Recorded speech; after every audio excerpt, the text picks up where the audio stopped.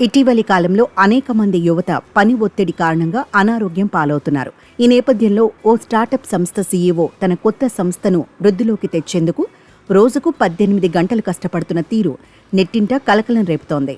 బెంగళూరులోని ఓ AI startup సంస్థ సహా వ్యవస్థాపకుడు కష్టపడుతున్న తీరును మరో ఫౌండర్ తుషార్ నెట్టింట పంచుకున్నారు.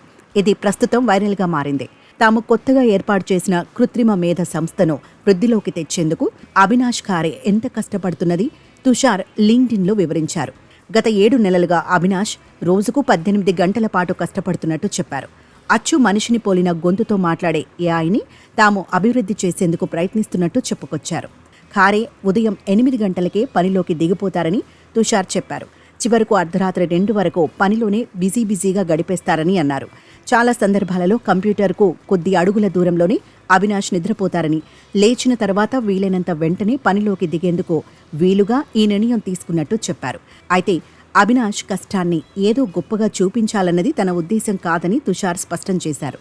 కొత్తగా సంస్థలు ఏర్పాటు చేసినప్పుడు, బయటి నుంచి ఆర్థిక సాయం అందనప్పుడు పరిమితులను అధిగమిస్తూ కష్టించాల్సి ఉంటుందని చెప్పారు.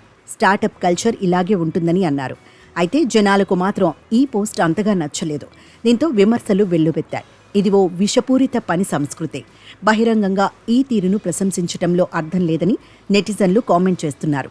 ఒక స్టార్టప్ సంస్థను వృద్ధిలోకి తీసుకురావాలంటే ఎంత కష్టమో నేను అర్థం చేసుకోగలను. కానీ ఇలా అతిగా కష్టపడి మరణాన్ని ఆహ్వానించకూడదని ఓ వ్యక్తి ఘాటు వ్యాఖ్యలు చేశాడు. ఇలా అతిగా కష్టపడే బదులు కాస్తంత రెస్ట్ తీసుకుని పనిలోకి దిగితే మెదడు మరింత చురుగ్గా పనిచేస్తోందని చెబుతున్నారు.